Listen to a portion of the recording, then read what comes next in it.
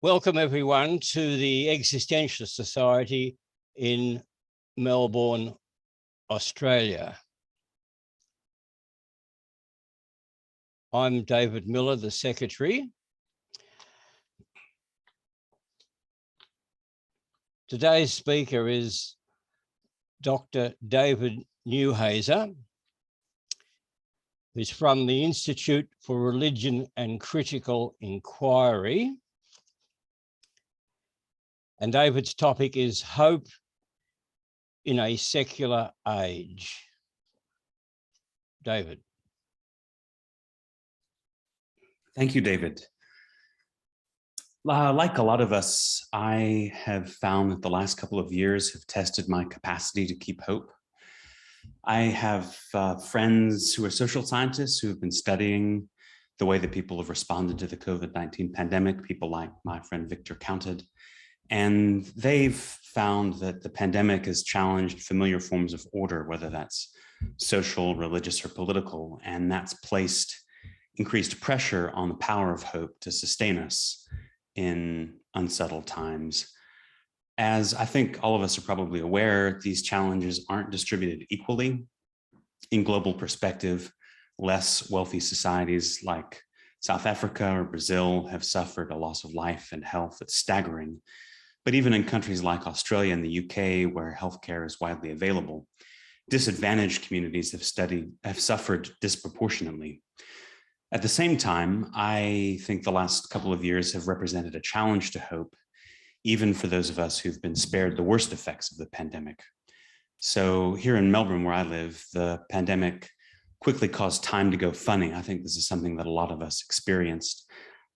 For myself, I remember the way in which COVID announced itself early on by canceling all of our plans. It sort of felt like within the space of a month, one by one, things fell off the calendar as events were canceled.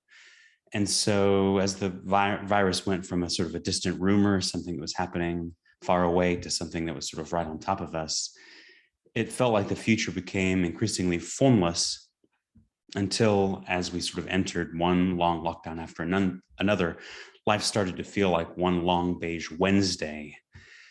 At the same time, I think a lot of people have found that the pandemic has changed their relationship to work in ways that are both subtle and profound. In advanced capitalist economies, many people are precariously employed. In the past, people might have had jobs that lasted for a lifetime. But these days, a lot of people move from one job to another, and they might have contract employment or freelance jobs, piecework. This goes for academics such as myself. I was just reading from the National Tertiary Education Union that I think more than 60% of academics in Australia are on contingent contracts. And so I think for those of us who are precariously employed, the pandemic has been a particular shock. So when every aspect of life, including access to reliable income, became unstable, I think it's been hard over the last couple of years to imagine what's going to happen next, let alone to form a particular vision for the future that we can invest our hopes in. So for all these reasons, I think hope is especially hard now. And I'm especially sensitive to this because I've been thinking about hope for some time. 2 years ago, ironically, at the very moment when COVID began to spread around the world, my first book was published, Hope in a Secular Age, which looks like this. It was published by Cambridge University Press in 2019. And so it came out in December. Books began to circulate in January, along with the COVID-19 virus. And the central claim of the book, something that I was thinking about during my work as a PhD student and then through my postdoctoral research, is that hope is both really difficult, I think, in some of the ways in which I've been describing, but also really important. So in my understanding, whenever we invest in a political cause or a religious community or in a personal relationship, it's always possible that our investment is going to be disappointed. We never know what the future will hold. And so disappointment is always a possibility that the future holds for us. And I think this is especially clear at the moment because the future sort of comes as a shock. The future feels fragile now for the reasons I've described, but it always was the case that things were uncertain.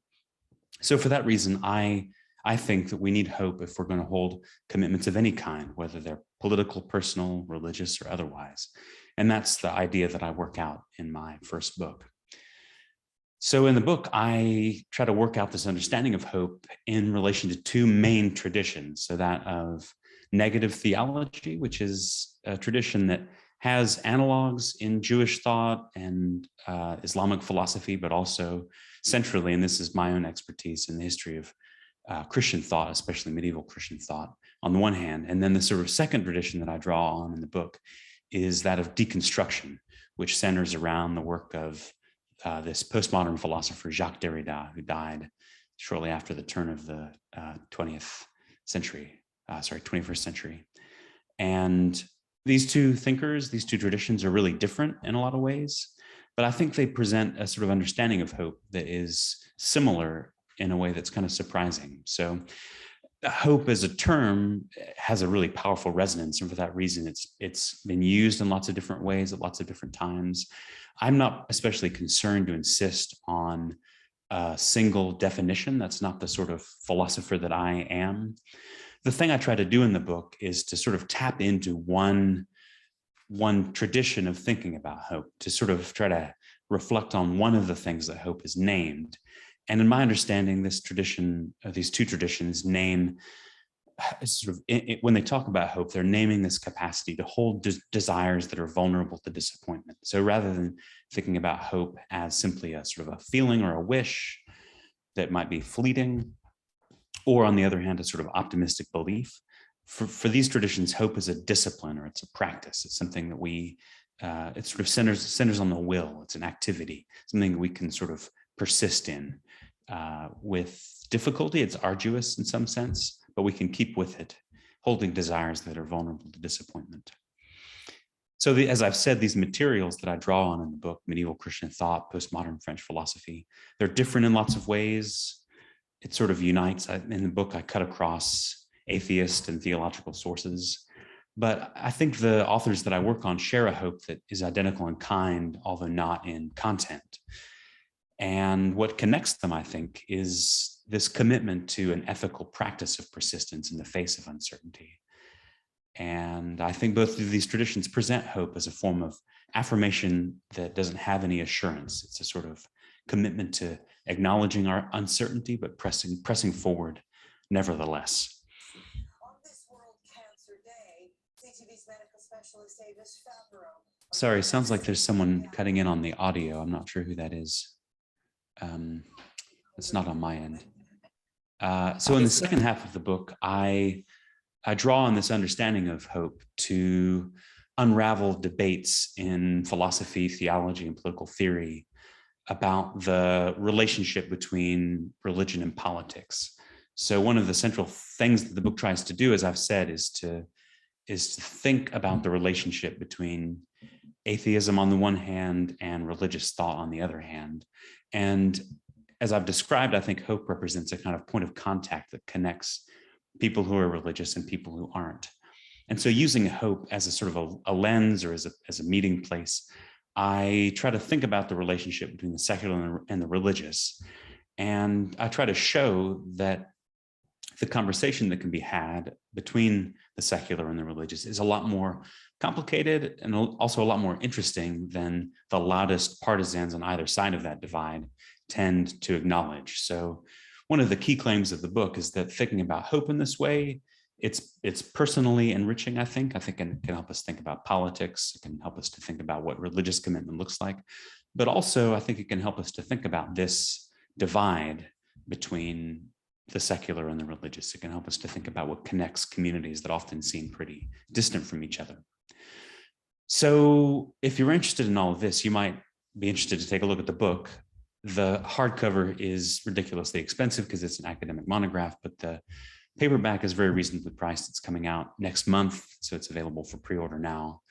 I thought about, in my comments today, giving you a summary of the entire argument, but there's so many moving parts that I thought maybe a better way to open up a space for us to talk about some questions that we share will be to focus on one of the central questions of the book, which is this, which is, should religion be excluded from the public sphere, or does religion actually have a role to play in the public life of secular societies like Australia?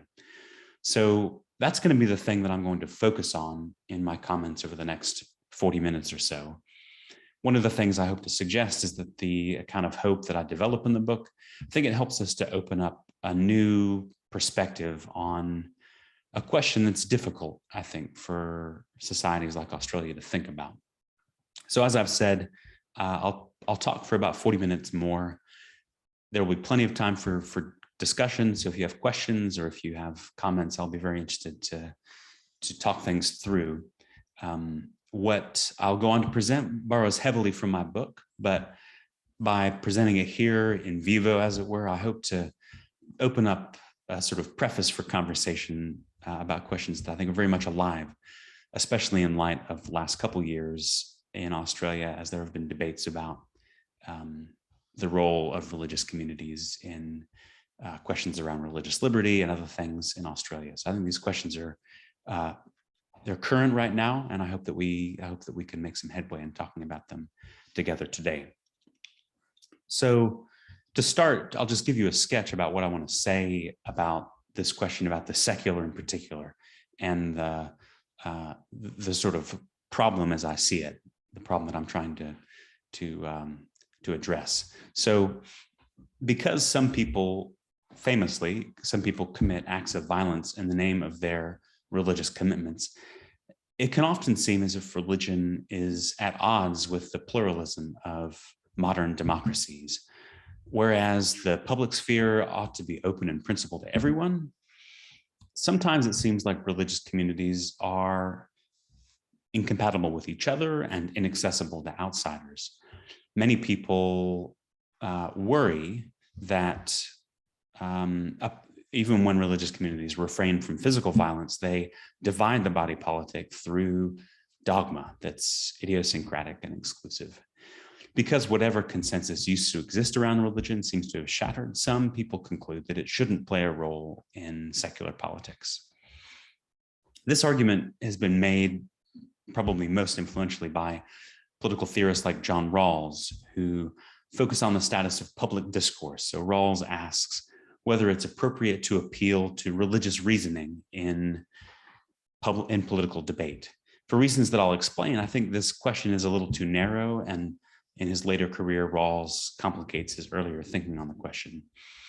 For the purposes of my discussion today, I'll focus my comments on the philosopher Mark Lilla, who situates this question about religion in the public sphere in the context of an intellectual history that attends in a way that I think is useful to the psychological effects of religion.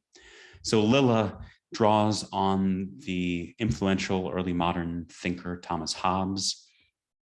Following Hobbes, Lilla acknowledges that religious traditions offer comfort in the face of a threatening world, but Lilla observes that it introduces a deeper source of anxiety because divine judgment is a threat that's worse than death.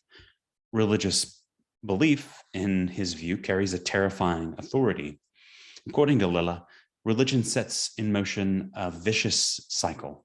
Fear breeds religious fanaticism, fanaticism inspires violence, and this violence in turn amplifies the insecurity that encouraged fanaticism in the first place. For this reason, according to Lilla, it's necessary to strictly separate religion and politics. I think this view is really compelling. I think the problem that it raises needs to be taken really seriously. So in response, I'll draw on Jacques Derrida, who's a philosopher I've mentioned already briefly, who is an atheist of a certain kind. And he's someone who shares a lot of Lilla's concerns, actually. He's worried about the effects that religion can have, and he agrees that in some sense, religion is dangerous. Derrida is probably best known in the Anglophone West for his work from the 1960s and 70s on the philosophy of signification. I think his entire body of work from the beginning until the end is political in a way that's really important. So like Lilla, As I've said, Derrida believes that religious traditions are sometimes the source of violence, and he agrees that politics shouldn't be dominated by theocratic authority. However, although Derrida shares Lilla's concerns, he notes that many of those who aim to reject religion still depend upon a theological heritage in some sense. In parallel with recent scholarship on secularization by scholars of religious studies like Talal Assad and Jose Casanova, Derrida argues that religious patterns of thought and practice remain operative within disenchanted modernity. In his view, this suggests that the secular and the religious actually can't be disentangled from each other. They remain bound up in a way that has to be taken seriously. So I'll argue that Derrida's work entails that a secularism that seeks to exclude religion from the public sphere is both impossible and also unnecessary for reasons of principle. Following Derrida, I aim to suggest that the debate over religion and politics hinges upon ethics rather than epistemology. So there's a tendency to try to sort of situate this conversation on the question of epistemology, which is to say, how do we think about things? What can we know? What are the grounds for rational argumentation? I think those questions are important, but I think there's an ethical question that's in a way prior to those epistemological questions, which is to say, what's the vision of the human person that underlies them? What sort of person ought one to be? And that, I'll argue, is one of the key contributions that Derrida has to make, which is to situate a question about how we think in the context of a question about how we live, which for him is inseparable from the question of politics, which is to say how we live together. So where secularism and theocracy both promise relief from unrest, Derrida describes an ethics of hope that acknowledges its insecurity, but presses forward nonetheless. Derrida agrees with Lilla that religion destabilizes rational reflection by introducing something beyond immanent calculation, the sort of rational considerations that some theorists prioritize. The difference is that Derrida sees such transcendence as politically indispensable. Lilla aims to contain the disruptive force of religion by excluding it from the public sphere, but Derrida indicates that one may endure instability for the sake of something that's more important than safety. On Derrida's view, the cost of perfect security would be the closure of the unexpected, which includes the possibility of both trauma and transformation. Because religious traditions open imagination to a justice that transcends the status quo, Derrida suggests that politics would be impoverished without them. So that's a nutshell sketch of the argument that I want to make today, and I'll now go on to sort of move through the steps a little more slowly. But I wanted to give you a sort of quick overview to begin, just so that you can have a sense of where things are going from the outset. So to start, I'll say a little bit in this sort of first opening section about Mark Lilla's engagement with the early modern philosopher Thomas Hobbes, who's an important sort of early critic of the role of religion in secular politics. Or maybe to say it better, Hobbes is one of the people who begins to theorize politics in a way that allows for a distinction between the secular and the religious to get made in a new way. Because before the modern period, as I'll go on to argue in more detail, such a distinction wasn't even possible because the conceptual architecture wasn't available on the basis of which it could be made. So Lilla acknowledges that some believers say that one should patiently wait for God's kingdom to come, but Lilla claims that the faithful are always tempted to bring the kingdom of God into being by force. So this is the sort of eschatological desire that Lilla argues is present in many traditions, a sort of messianic impulse that a lot of religious traditions display. In his view, the problem is compounded by the fact that the demands of revelation, the sort of claim that religious traditions have access to some sort of special knowledge, are inaccessible to unaided reason. So they aren't subject to the sort of prudent evaluation that could satisfy a neutral observer. So for that reason, Lilla concludes, as many other people have, that religion is a danger that can't be mitigated. Lilla focuses his analysis on the 16th century wars of religion, which have been an important site for locating this sort of shift where the sort of space of secular politics begins to get carved out. So Lilla writes of this period: Christian fanaticism and intolerance incited violence. Violence set secular and religious leaders against one another. And the more violent and fearful political life became, the more fanatical and intolerant Christians became. According to Lilla, modern political philosophers concluded in response to this pattern, as within Europe, different religious communities sort of fought with each other, killing each other over differing interpretations of Christian revelation. Lilla claimed that modern philosophers realized that it was necessary to set politics on a different foundation. Religion was tearing things apart, so they needed to find a different way to go about it. So rather than making politics depend on debates about God's nature and intentions, these philosophers, in his view, decided that political reflection should be separated from theological considerations. This is what Lilla calls the great separation, and he traces this separation between religion and politics to Hobbes. Hobbes claims that because non-human animals lack the temporal awareness to discover the causes of their pleasure and pain, for animals, their happiness is always immediate. The problem is that for humans, we have the capacity to reflect on the causal relationships that we've observed. And so this enables us to form hopes and fears for the future. So Hobbes writes, "Man, which looks too far before him in the care of future time, hath his heart all the day long gnawed on by fear of death, poverty, or other calamity, and has no repose nor pause of his anxiety, but in sleep."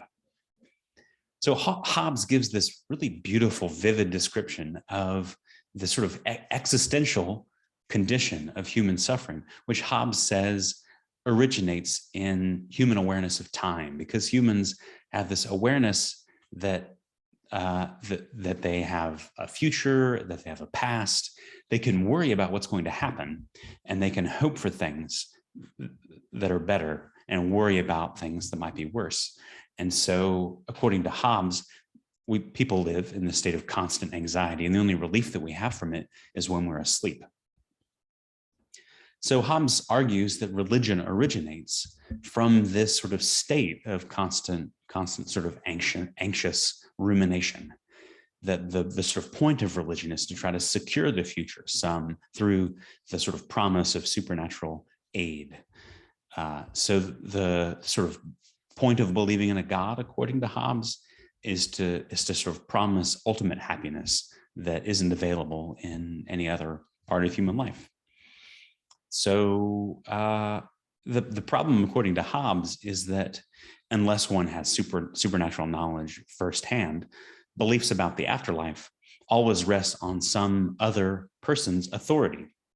So for this reason, he says, which in a way that anticipates the arguments of later atheists, religious belief is not faith in God, but faith in men only. So in Hobbes's view, religion is dangerous because it conflates divine authority with leaders who remain all too human.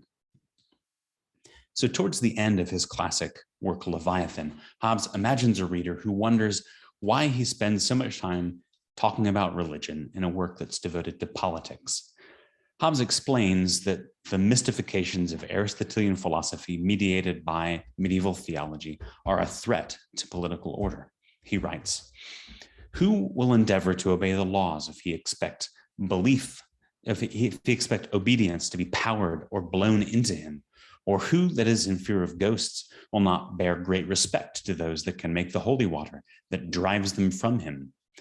So here Hobbes is saying that people won't obey the sort of government source of power if religious leaders claim to have a kind of supernatural authority. If people are afraid of spirits, and if people think that their religious leaders have the capacity to compel spirits, then those religious leaders will have an authority that's sort of over the governmental power, and that will undermine the authority of the state.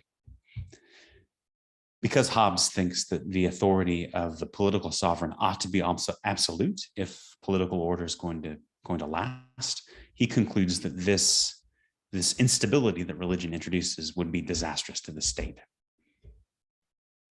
So Lilla draws on this interpretation of Hobbes by arguing that the reason that people go to war, the reason that humans commit acts of war, is because they believe in God.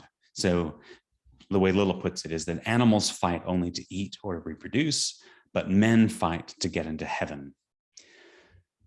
Lilla acknowledges that religion is not the only source of violence, but he claims that it is particularly problematic insofar as it places one's ultimate fate at stake. Because religion provides a focal point for the generalized anxiety of temporal existence, it offers some comfort in the face of vulnerability, as other theorists like Karl Marx and more recently Afro-pessimist theorists have argued. The sort of promise of the future can have a sort of pacifying, comforting effect, but that can be a way to avoid confronting the actual character of human existence. Since this comfort is unreliable, Lilla argues that anxiety has a way of bubbling up unpredictably. The repressed returns, as Freud says, and in this way, this anxiety destabilizes political order. For this reason, Lilla concludes that religion and politics should be strictly separated.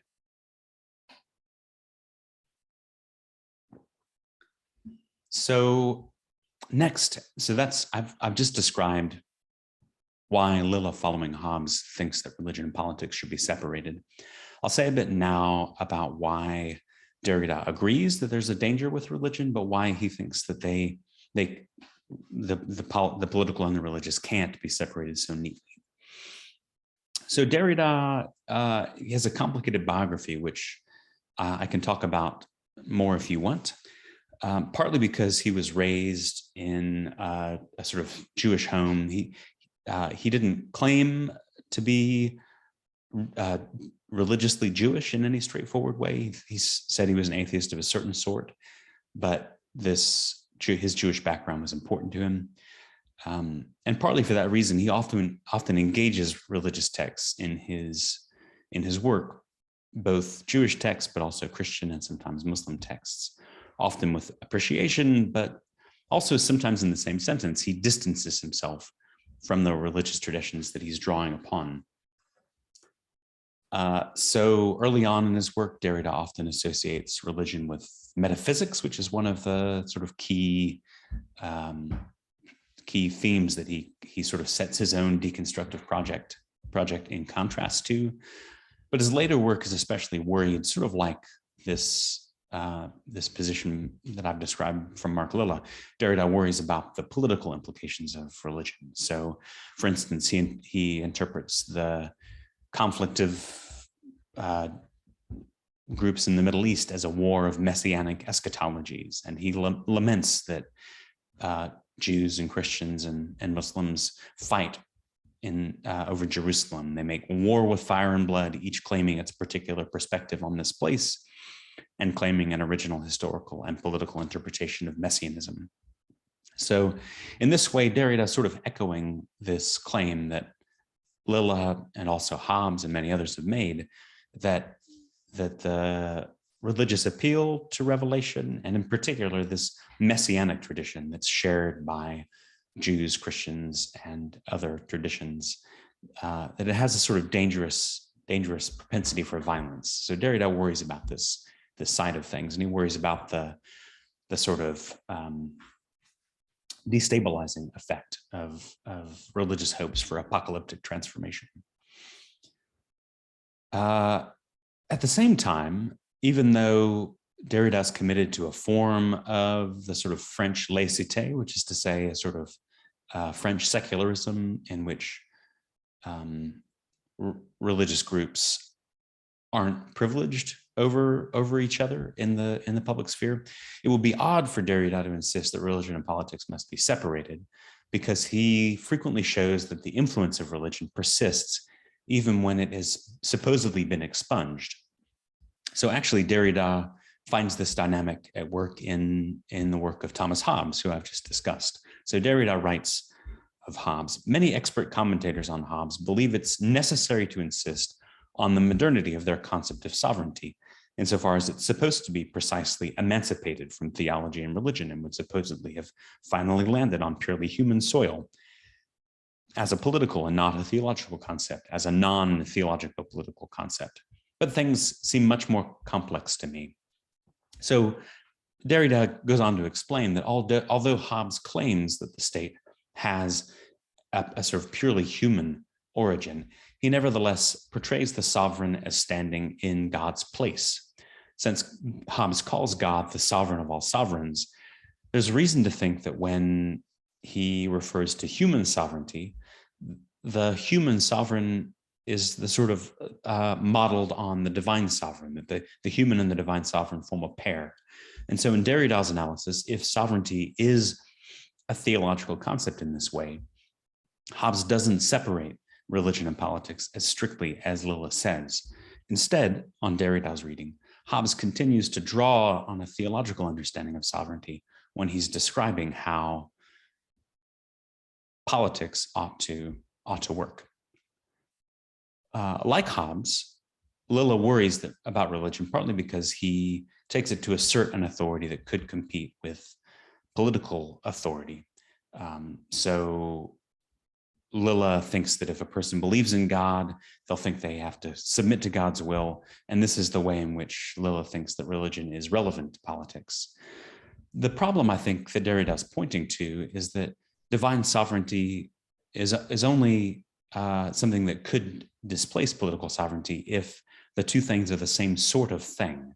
So this is another way to say that Derrida is trying to point to the way in which sovereignty is a theological concept. If divine sovereignty and human political sovereignty are in competition in the way that Lilla and Hobbes worries that they are, then it's misleading to portray the relation between Christianity and modernity as purely oppositional, because it seems like there's an ongoing dependence that the sort of political system that Lilla following Hobbes is describing, it's not yet independent of the theological traditions that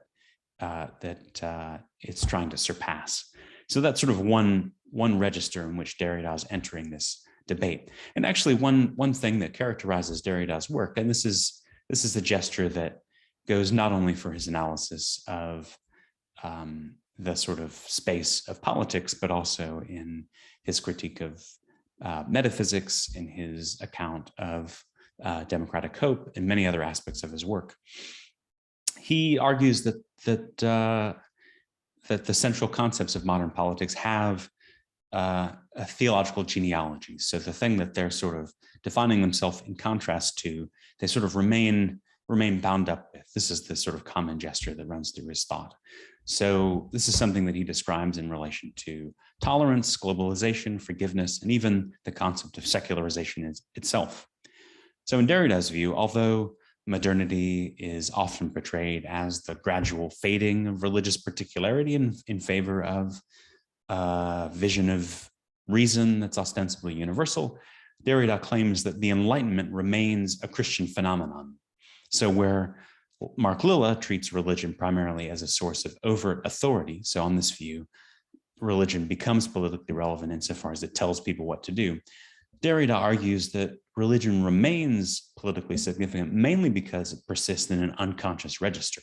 He says that it continues to shape the very concepts with which people think, even when people think that they're not depending on religion. So it's not only through the sort of dialectic of explicit command and submission that religion is politically significant, but religion sort of has a way of shaping the cultural context, the milieu, as it were.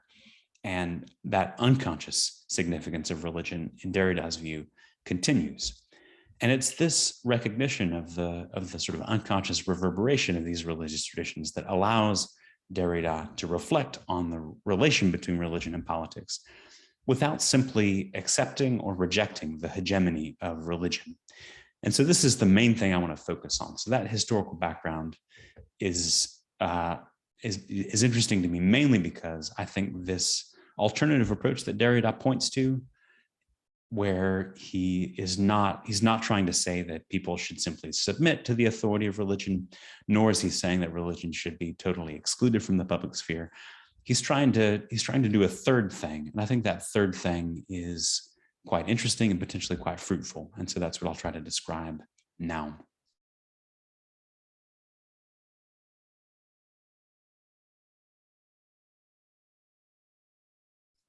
So just to start this section, I think I just want to flag briefly, and again, this is something I'll be happy to talk about more in discussion if you'd like, but Derrida wasn't an expert in the study of religion. So my own training is as a scholar of religious studies. Derrida himself was inculcated into the tradition of French philosophy more than anything else, and phenomenology in particular. But Derrida's analysis does intersect with recent trends in the field of religious studies in a way that's really interesting. So maybe it's worth just saying really briefly something about that. So the scholar Jose Casanova notes that in medieval Europe, the term secular referred to clergy who lived in the world among lay Christians, whereas the term religious referred to clergy who withdrew to monasteries, to cloistered life. In this context, the word secularize meant to relocate something or someone from the monastery to the wider world. So secularization in this context meant something very different than it does now. Casanova argues that the modern process of secularization actually responds to this medieval dualism between the secular and the religious, which is, as I've said, quite different from our own. Along similar lines, the scholar Talal Asad argues that our modern concepts of the secular and the religious were invented in the early modern period to serve political ends. So according to Assad, it's tempting to take the term religion as obvious. It's one of those terms that has come to seem familiar, sort of seeped into our culture. We use it often without thinking about it. But Assad claims that it's a recent construct, one that's actually designed to make a distinction between the secular and the religious possible. So our modern concept of the religious is different from earlier concepts of the religious that existed. And the reason that we have it is partly because political institutions wanted to have a term against which they could contrast themselves so that they could sort of stabilize their own claims to power. So in different ways, Assad and Casanova agree that there's some sense in which we live in a secular age, but their work shows that secularization itself remains bound up with the religious heritage. So on this view, the secular isn't a sort of clean break from the religious, but the sort of the process by which the secular itself comes into existence is something that emerges from a conversation that's deeply bound up with religious history. It's sort of there's a much more finely layered relationship that's going on. And so as I've sought to suggest, I think Derrida is trying to do something that's complicated in a similar way. Derrida doesn't often comment on secularism directly, but his early work provides a sort of philosophical support for the view that the secular doesn't simply replace the religious. He, I think, describes the sort of philosophical premises for a more complicated understanding of the secular and the religious. So this will be a very high-level summary of some quite complicated texts, but I'll just sort of plunge ahead. In Derrida's work in the 60s and 70s, he argues that every present element is related to that which is different, and every structure is disrupted by the play of elements, which elude attempts to create perfect coherence. So the details of these claims isn't the main thing. The sort of main thing for the purposes of my talk is the sort of shape of the idea. So he, in these early essays, he frames these claims in relation to the functioning of symbolic systems, but the problem that he's responding to is ethical, essentially. So in his diagnosis, Derrida thinks people assert that they are certain because they find the instability of human life unsettling. In response, Derrida argues that the sort of security that's promised by some kinds of metaphysical philosophy is actually unreliable. So in his view, everything is constituted by a complex web of relationships. And this entails that there is no stable point of reference that could ground a complete and coherent system. So in a sense, the situation that I described at the outset, the feeling that many of us have had, I think, over the last couple of years of instability, where the future feels like it's in flux. Derrida thinks there's a sense in which this is just what the world is like. Sometimes things feel stable, but in his view, there is a sort of fundamental instability that characterizes both human systems of knowledge, every textual system, but also just sort of every identity, including personal identity itself. So he thinks everything is sort of in motion and constituted in relationship. It's in flux. And every attempt to try to stabilize this flux and motion, he thinks it's bound to fail. So this suggests that every attempt to exclude religion from the public sphere, to try to sort of tie things down, is bound to fail. So try to sort of secure an absolute purity is impossible in his view.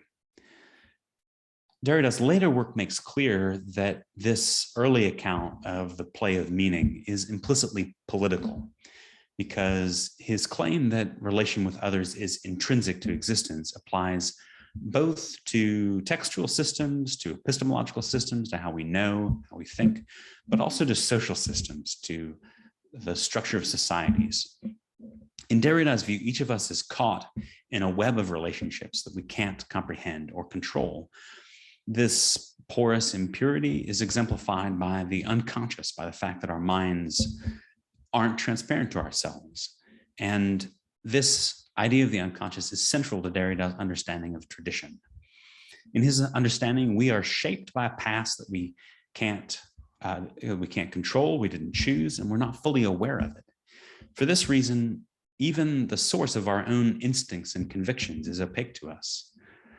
I think this provides a sort of philosophical language for understanding the situation that the scholars of religion that I've gestured towards describe.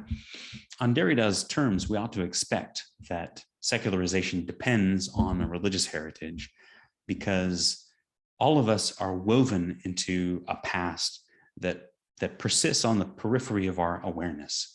We're always sort of working to come to grips with a history that's beyond ourselves, that we can sort of work to bring to consciousness in some sense, but it's never entirely transparent to ourselves.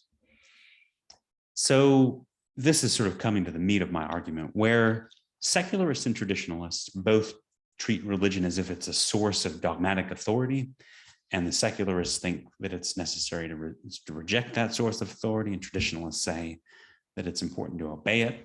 Derrida recognizes that religious traditions are really diverse. They have many levels. They're often in conflict with each other. And because he argues that every tradition is internally divided, he thinks that to be faithful to a tradition requires active reinterpretation. Traditions are always in motion, in his view.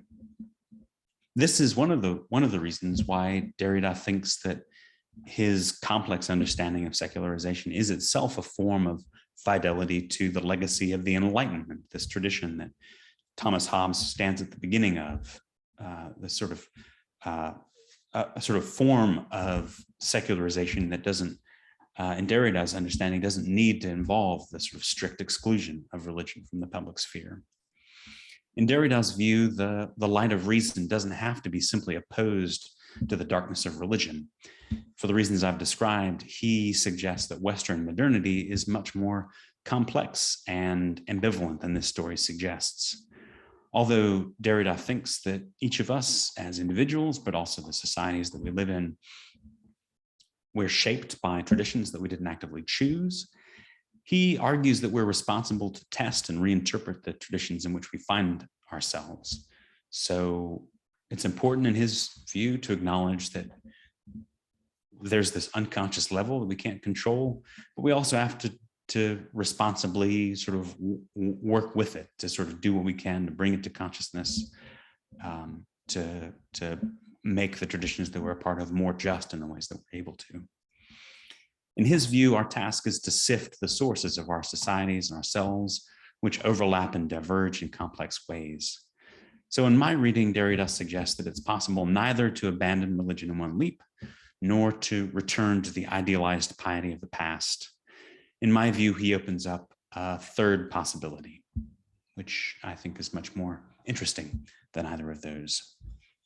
So this is the sort of final section of my talk before I conclude, which is to briefly return to the theme of hope that I began with. So as I've sought to suggest, Derrida argues, I think, that attempts to exclude religion from politics are bound to fail. This point's primarily descriptive. I think he suggests that when people think that they've excluded religion, it's often the case that it persists in ways that are unconscious. But Derrida often draws at the same time constructively upon religious traditions in order to try to think in a positive way in the political situation in which he finds himself. Derrida's later work actually centers on a cluster of political concepts that he interprets in terms drawn from religious traditions.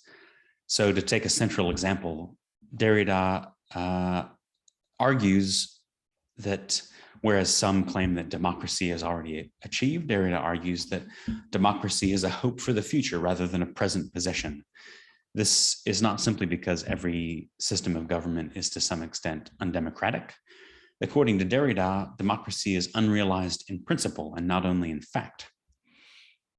Whereas some hopes await the realization of a clearly conceived ideal, Derrida claims that the promise of democracy requires us to critique every existing political regime and our understanding of democracy itself. It has this reflexive character that tries to hold even the ideal of democracy open. For this reason, Derrida takes democracy to be the object of a hope that resembles biblical traditions of eschatological expectation, which are oriented toward the future that transcends present understanding. Derrida says that in some sense, democracy represents a messianic hope, drawing on an image that's central in Jewish and Christian traditions. So, as I've said, Derrida worries that religious hopes can be dangerous, but at the same time, he argues that they require a sort of circumspection or a self-criticism that mitigates this threat of violence.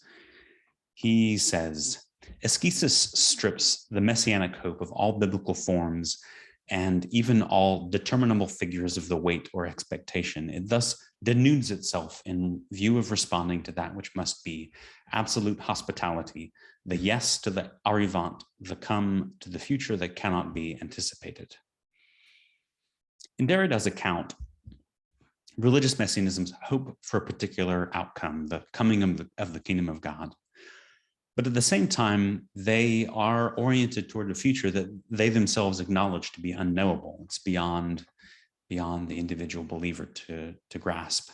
For this reason, these hopes contain a sort of inbuilt requirement for self-critique. Insofar as Derrida doesn't endorse the messianic vision of a particular religious tradition, he distances himself from the position of their practitioners. He doesn't claim to inhabit any religious tradition himself.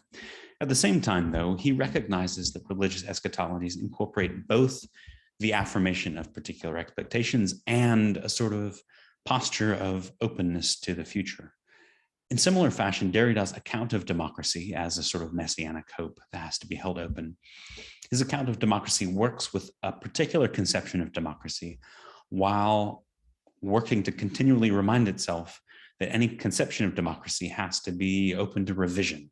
So it inhabits the same tension that he finds in religious hopes between a particular vision of the future and the need for any hope for the future to be held open to revision.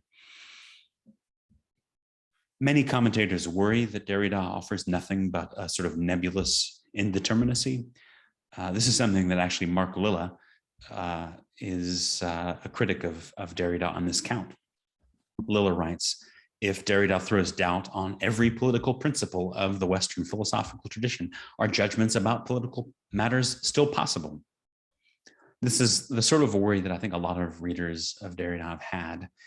And it's a concern that I have sympathy with, because Derrida is very difficult to read. And I think most people should probably read my book rather than his, just because I think it's helpful to have a guide. And I think his texts are enormously rich, but it takes a lot of investment to sort of find the rhythm of his let's say distinctive prose form. But the issue with Lilla's critique is that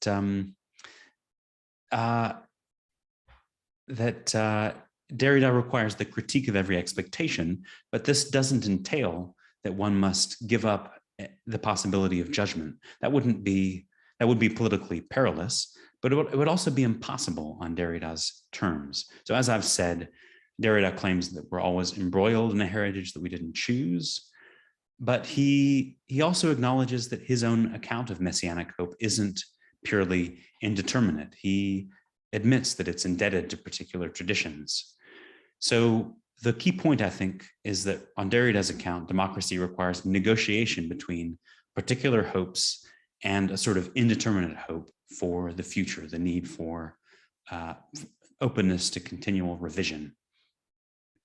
And so, yeah, I think this is the reason why Derrida is doing something that's a lot more reasonable and a lot more livable than the thing that Derrida's critics worry that he's doing.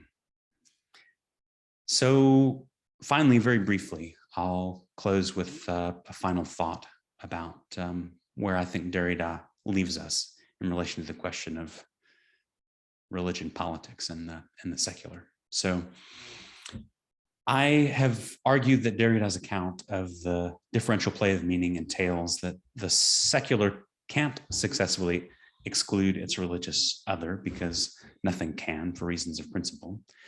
And Derrida's treatment of tradition helps to explain why religion remains unconsciously influential, even when it has been explicitly rejected. Whereas some political theorists argue that religious discourse should be excluded from the public sphere because it violates the strictures of public or secular reason, Derrida's account of democracy implies that it is inappropriate to predetermine deliberation through a rule of this kind. Whereas secularism seeks to ensure the safety of the public sphere, Derrida's messianic politics demonstrates that another disposition toward danger is possible. In my view, Derrida's work suggests that the epistemological question concerning the justification for political arguments is secondary to an ethical issue concerning one's disposition towards danger. According to Lilla, the problem with religion is not simply that it's a source of authority that is inaccessible to some citizens. Like Thomas Hobbes, he thinks religion carries an emotional power born from fear and exhilaration that destabilizes individual lives and through them the world. In Lilla's view, once redemption is promised, the results are unpredictable. However circumspect official doctrine might be, eschatological passion will unleash violence. So for this reason, Lilla concludes that political theology is a danger, even when it's private, because it unleashes passions that refuse to be contained by ordered rationality. Hobbes defines religion as fear of power invisible, and he recognizes that fear is an unpredictable force. In order to mitigate its danger, Hobbes insists upon the priority of unambiguous rationality. On his view, linguistic ambiguity is the source of conflict and rebellion, and so anything less than perfect clarity would be politically perilous.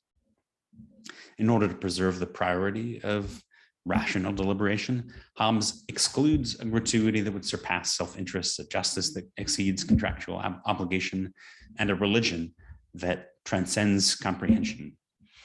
However, although Derrida agrees that love, justice, and transcendence are dangerous, I think he shows that they needn't be abandoned simply for that reason. And so this is my final thought. Mark Lilla claims that fragility is a disturbing prospect, and I think he's right. Insofar as the desire to find a stable basis for political life responds to this experience, secularism addresses an anxiety that is genuinely distressing. However, where Lilla assumes that we must choose between security and violence, Derrida describes a different response to fragility. Instead of insisting upon rational stability, Derrida describes an ethics of hope that endures uncertainty for the sake of the future. Because messianic hope exceeds the limits of reason, it should be handled with care, but Derrida claims that this instability is best embraced in order to preserve the possibility of justice that transcends our present understanding. Derrida's work suggests that the reason religion is dangerous is the reason that it remains indispensable. It opens our imagination to a beyond that has not yet come into view. Thank you. Well, thank you, Dr. David Newheiser, for your presentation on hope in a secular age.